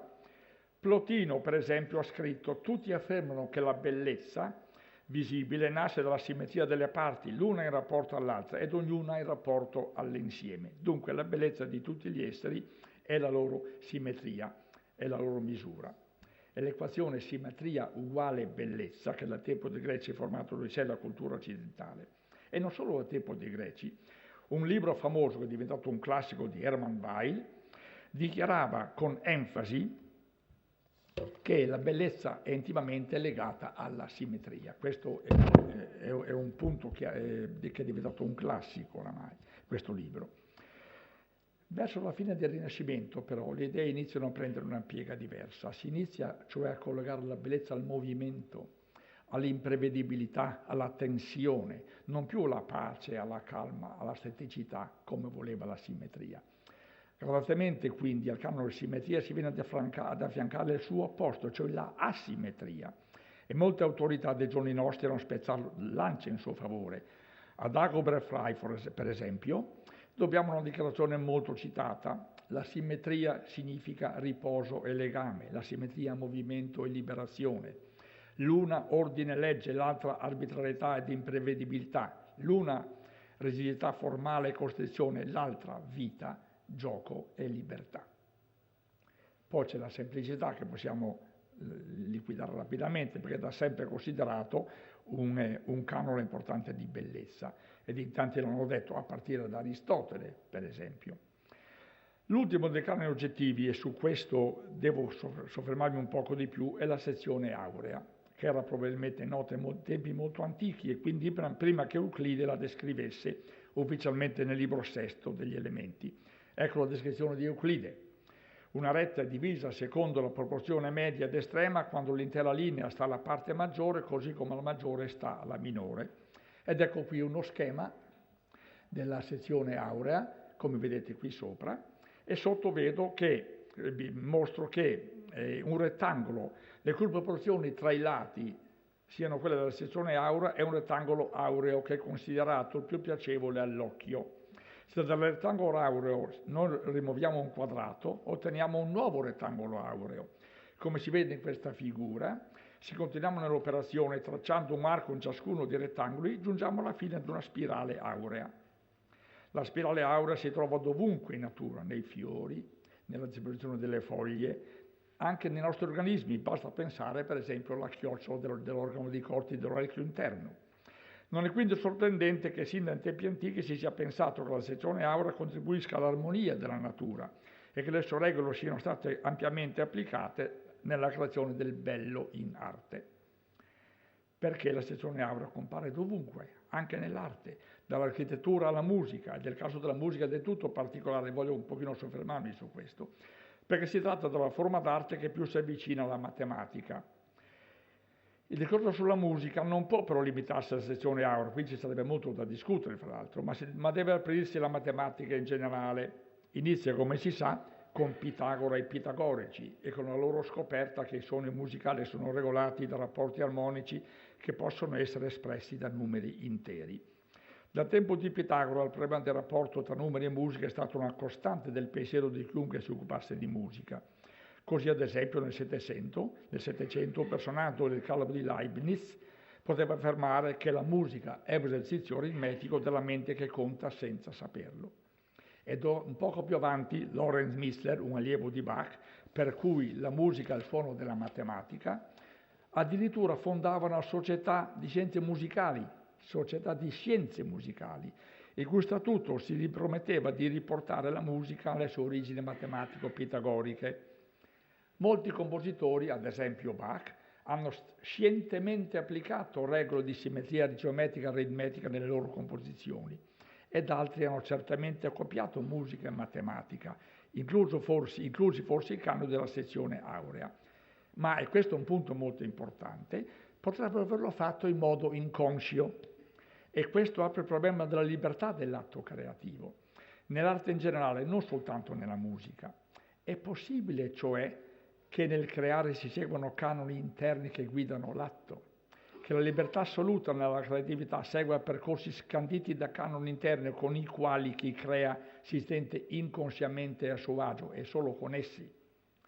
Ed i possibili canoni interni potrebbero entrare in gioco anche nella contemplazione del prodotto della creatività. Il percettore, cioè, potrebbe tendere inconsciamente a privilegiare oggetti di bellezza che obbediscono a canoni interni innati.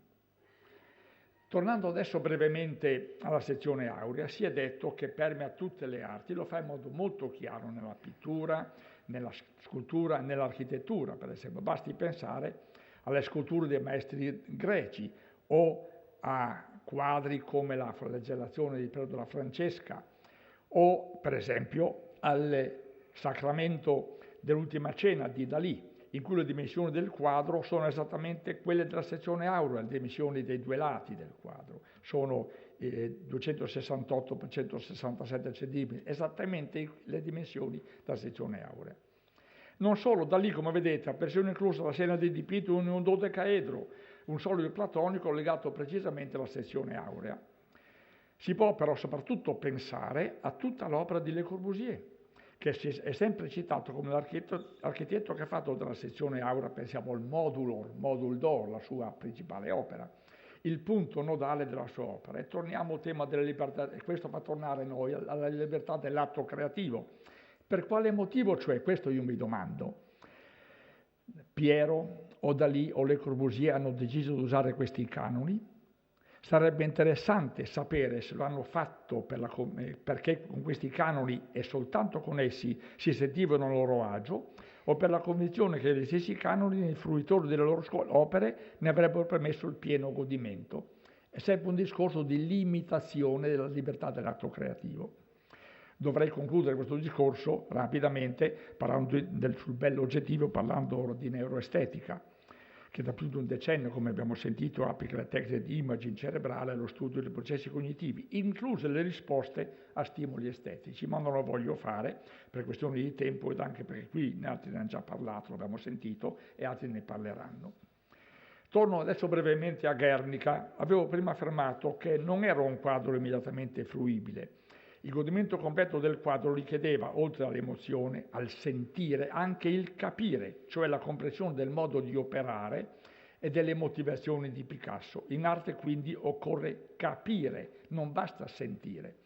Osserviamo ad esempio una scultura di Henry Moore. Sicuramente non suscita in noi la stessa immediata emozione della Venere di Botticelli o della Zattera di Géricault.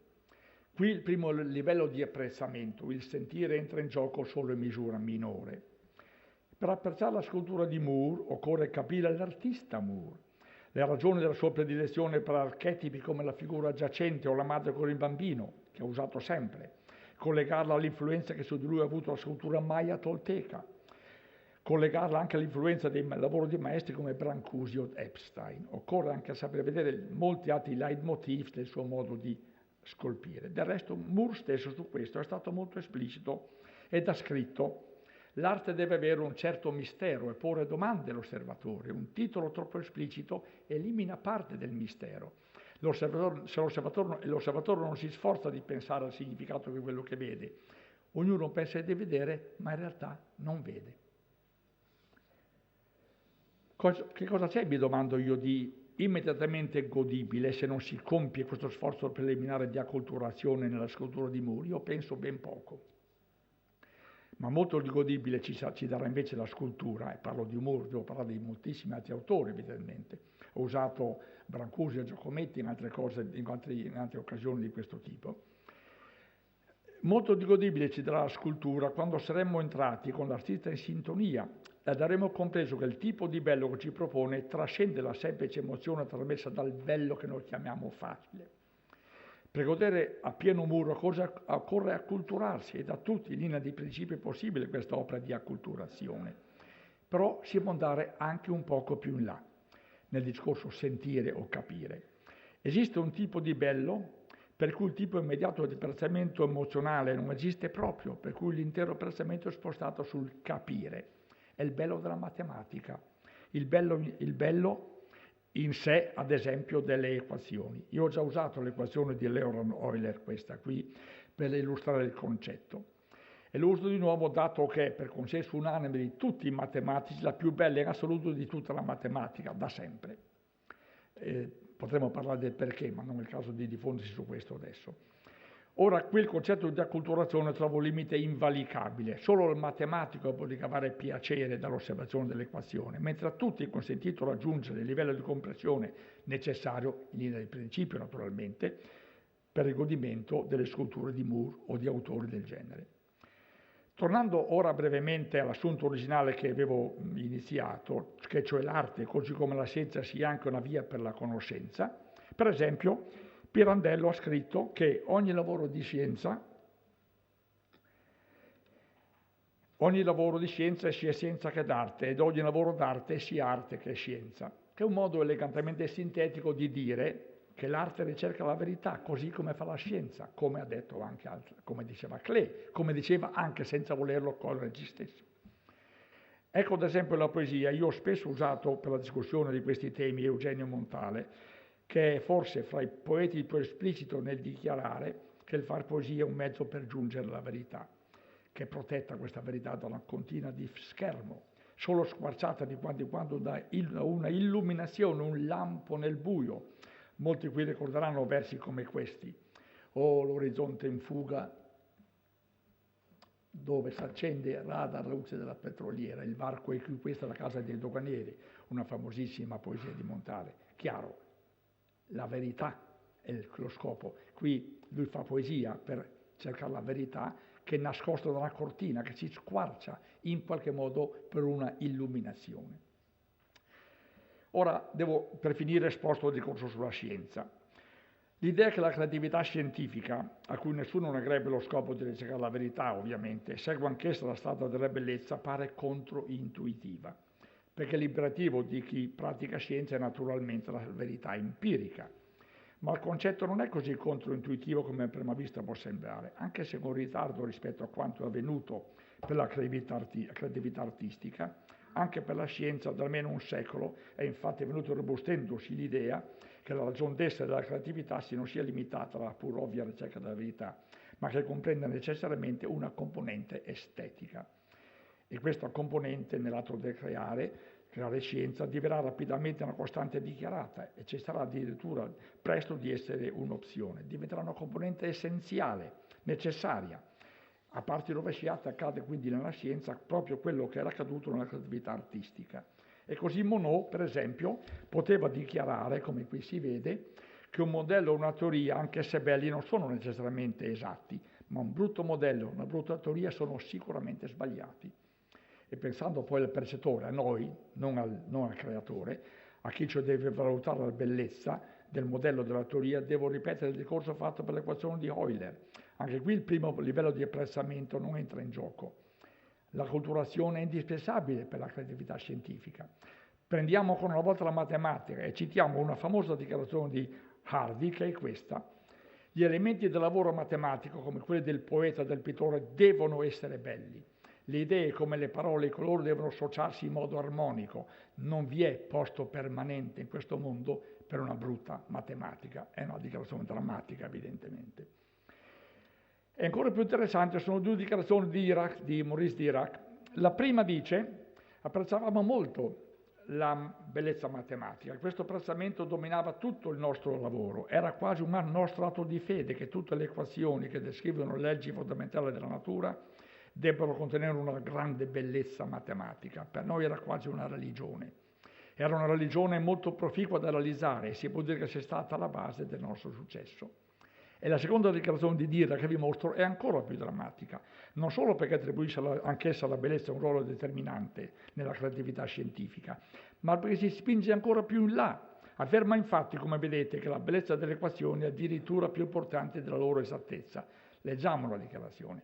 È più importante per un'equazione essere bella che sperimentalmente corretta.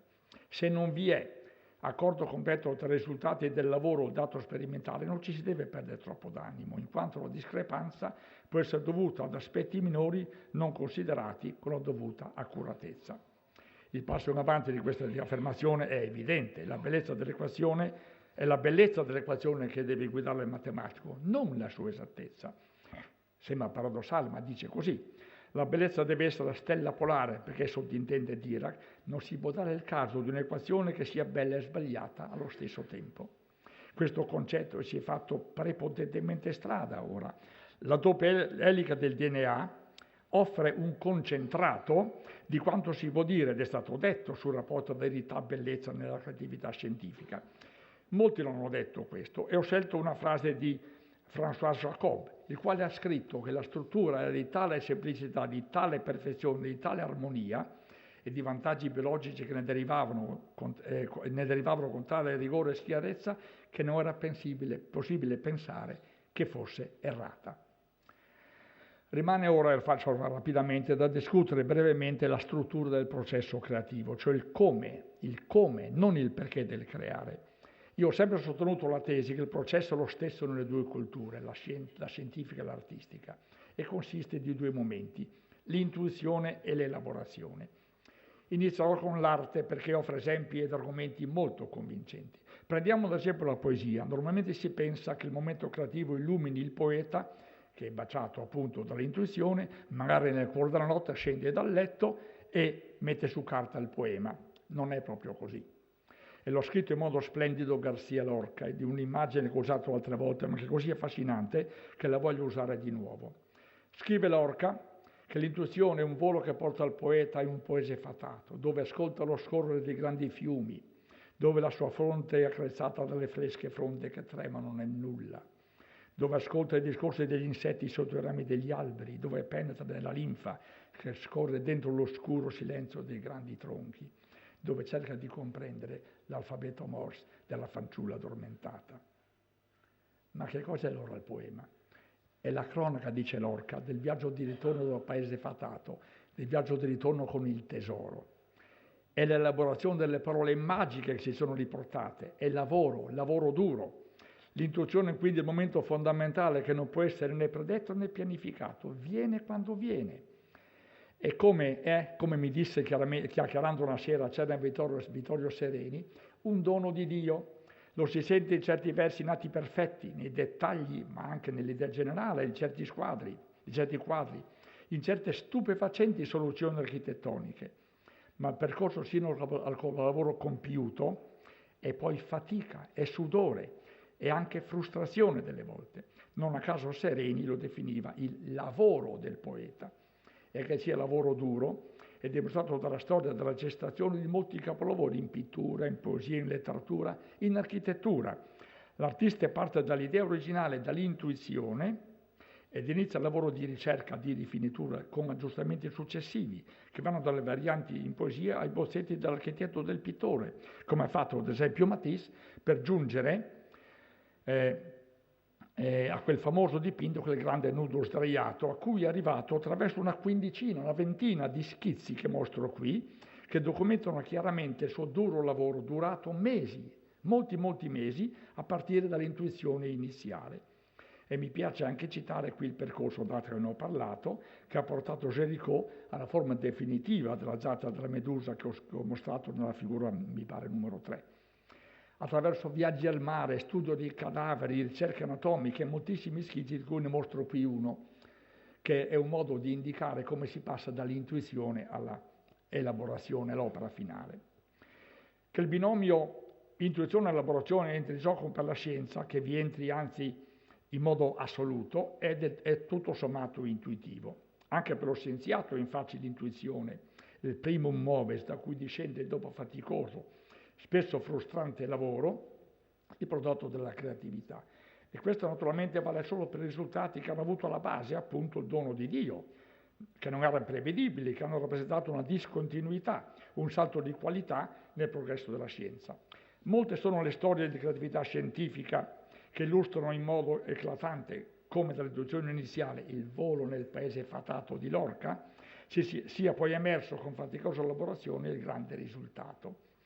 Per esempio la storia famosa, divenuta famosa, che portò Werner Heisenberg a formulare la teoria quantistica senza orbite elettroniche definite, risultato che lo avrebbe portato dopo qualche anno al principio di indeterminazione. Heisenberg, a quel tempo solo 23enne, pensate, lavorava con Niels Bohr a Copenaghen, soffriva di febbre da fieno ed era andato per qualche giorno a curarsi nel suo termal baltico Helgoland, che era priva di alberi e quindi di pollini.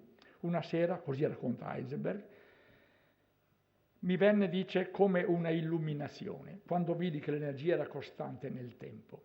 Feci laboriosamente i calcoli e tornavano, era di notte, piuttosto tardi, ma ero troppo agitato per dormire, così uscii. Andai a sdraiarmi su una roccia sul mare, vidi sorgere il sole ed ero felice. Qui rimane un punto di discussione importante da definire. Nella creatività artistica, alla fine del percorso intuizione e elaborazione, l'opera è unica e indiscutibile, sempre e comunque. Il prodotto della creatività artistica può essere bello o brutto, può convogliare un messaggio o non farlo per nulla, ma rimane pur sempre un prodotto di cui non si può dire per definizione che sia sbagliato o giusto, perché l'artista non deve rispettare regole, a meno che, come ho più volte detto questa sera, queste regole non siano canoni innati a cui non può sottrarsi. Chi crea in scienza invece deve rispettare delle regole e quindi il suo prodotto, anche se derivato da un'intuizione magnifica, può risultare sbagliato, perché deve necessariamente sottostare ad una verifica. E c'è anche un altro punto di differenza su cui occorre dire qualcosa. In arte il percorso intuizione e elaborazione è per definizione unico ed irripetibile. In scienza, per converso, allo stesso prodotto si può giungere con percorsi del tutto diversi, del tutto indipendenti, ma come si è appena detto, in ogni caso il prodotto finale, pur se l'intuizione originaria è stata magnifica, brillante, richiede sempre e comunque una verifica. Il prodotto può, in altre parole, cioè risultare corretto o sbagliato. Qui ho citato prodotti di creatività, come la doppia elica del DNA, che sembrano dire che un prodotto scientifico può essere considerato corretto solo in base al suo valore estetico. Beh, forse è un po' esagerato. Sicuramente la componente estetica è guida essenziale anche nei prodotti della creatività scientifica, ma nessuno di essi sfugge mai alla necessità della verifica. Grazie.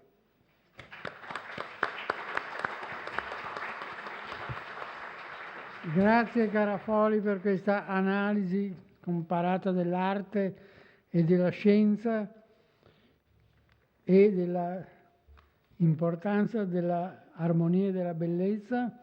E adesso, se c'è qualche intervento prima del break, chi vuole intervenire sulle precedenti relazioni, sulle relazioni del professor Azzone, del professor Berlucchi, del professor Carafoli. Dici. Di qualcosa agli...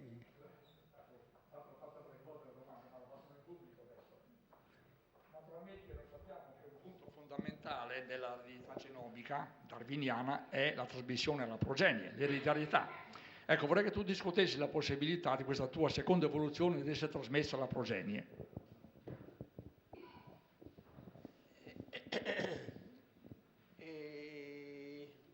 Non credo che sia necessario. Microfono. Perché? Perché generalmente si sa di cloni, di filoni di gente intelligente o meno intelligente. Sì, ma da quello che ho detto io, ho detto che c'è una parte che dipende dalle proprietà congenite, e quella certamente. Un'altra parte, ancora più importante, è quello che dipende dall'ambiente in cui uno è vissuto, dalle esperienze, cioè una grossa parte. Scusate, c'è degli esempi che sono veramente, come? Sì, che sono drammatici, tra cui mi piace dirne uno che è stato pubblicato sulla Repubblica. Qual è questo esempio? Che una ragazza di 9 anni esce a fare una passeggiata con la famiglia, vanno in un bosco e si perde. Resta isolata per 17-18 anni. Quando viene ritrovata, ormai a 27 anni, viene riportata in famiglia e si vede che ha perso la capacità di parlare. Sforzo enorme per cercare di educarla, non ci si riesce, dopo 2 anni la bambina scappa di casa e si perde per sempre. Quindi aveva 9 anni e sapeva parlare perfettamente, però 18 anni isolata dal mondo, perde la capacità, questa organizzazione, e non è più possibile istruirla un'altra volta. Questo dimostra che, diciamo così, nonostante che noi abbiamo i nostri geni che ci danno un sacco di informazione, alla fine quello che è essenziale è il rapporto con la società che permette di avere tutte le informazioni che costruiscono questo sistema molto complesso che è la complessità degli esseri umani adulti che devono poi usare il parlare, la cultura e tutto il resto. Secondo me questo episodio è un episodio drammatico per dire sì, abbiamo i geni, sono importanti i geni, la cultura, però alla fine noi siamo il risultato di quello che viene costruito in ogni essere umano a seconda dell'ambiente in cui viviamo. Beh, ma Licio, sì, ma effettivamente come le connessioni si formano e come abbiamo visto con l'invecchiamento, possono anche ridursi, atrofizzarsi, e quindi ecco che c'è un processo di evoluzione e di involuzione legata naturalmente anche all'ambiente. Quindi geneticamente lei ha le capacità a sviluppare quelle connessioni, ma se queste connessioni non vengono rese funzionali, si atrofizzano e uno perde quella capacità che era intrinseca. Il problema è che abbiamo il DNA, tutte le informazioni fondamentali, eccetera, che sono, diciamo così, è come avere l'alfabeto che dobbiamo usare poi per parlare. Però se qualcuno non ci insegna a mettere in ordine le nozioni dell'alfabeto, l'alfabeto di per sé non fa niente.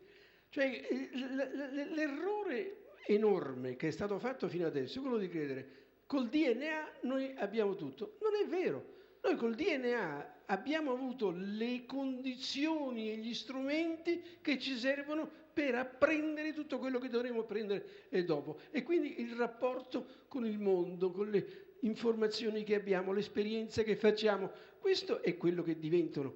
Ed è un lavoro lunghissimo. Cioè noi abbiamo con la interpretazione, diciamo così, totalitaria del DNA, abbiamo finito col semplificare un processo che invece è di infinita complessità.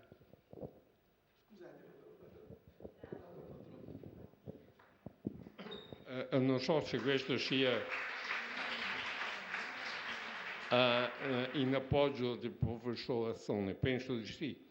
È da diversi anni che si sa che i neonati sono in grado di discriminare i suoni di tutti i linguaggi.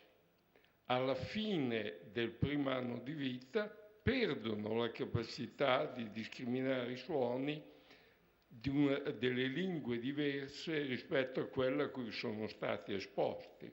Quindi è chiaro che in partenza c'è la possibilità di sviluppare un qualsiasi linguaggio, però l'effetto dell'esperienza è cruciale per far sì che proprio non riescono più a discriminare, per esempio, il TH degli inglesi, gli spagnoli, non credo abbiano provato con gli italiani, alla nascita lo sanno discriminare, ma a un anno non lo sanno più discriminare. Certo. Ci sono altri quesiti? Prego. Sì, volevo dire, io sono pediatra, no? Il discorso che i bambini è talmente chiaro che in pediatria si chiama potatura, cioè il bambino nasce con tutta una serie di vie nervose, eccetera, a 2 anni, 3 anni fa la prima potatura. Perché la fa? Perché tanti di questi vie, di questi canali non vengono usati, come ha detto lei poco fa, scompaiono chiaramente. A 12 anni fa la seconda potatura, come mai? Perché deve entrare nell'età adulta e ha bisogno che altri canali siano vigili, non siano eliminati, e molti canali sono eliminati. Detto questo, è difficile pensare, il professore è stato bravissimo, che il nostro cervello, che è fatto assolutamente per ricevere, e non tanto per buttare fuori, fatto per ricevere, non sia capace, ricevendo, di modificare se stesso il proprio DNA, che lo deve modificare mica oggi o domani. L'ha modificato in milioni di anni. Dopodiché ci siano fattori che aiutano a modificare l'epigenetica, eccetera, questo è un chiarissimo discorso. Però non so se convenga citare altri tipi cellulari, perché chiarire una cosa che in gran parte anche Darwin aveva già chiarita. C'è qualcuno che deve rispondere? Sì. Prendi il microfono. Quello che colpisce molto in questo tipo di analisi è la individualità di ognuno di noi. Noi, pur essendo nati con un DNA che è molto simile, certo è vero che ogni DNA è unico per ogni, però in generale, sì, però nonostante questa piccola diversità che ci può essere, in realtà quello che è importante è che noi finiamo col diventare ognuno di noi una entità completamente diversa dagli altri. Noi siamo unici e questo unico dipende da quello che abbiamo vissuto, come l'abbiamo assimilato, come abbiamo maturato, e a poco alla volta siamo diventati questa entità che caratterizza sia noi che l'ambiente in cui viviamo. Perché la chiama evoluzione questa, scusa? Come io più evoluzione di così? No, evoluzione vuol dire trasmissione. No, l'evoluzione... Non parlate fra di voi, parlate col microfono.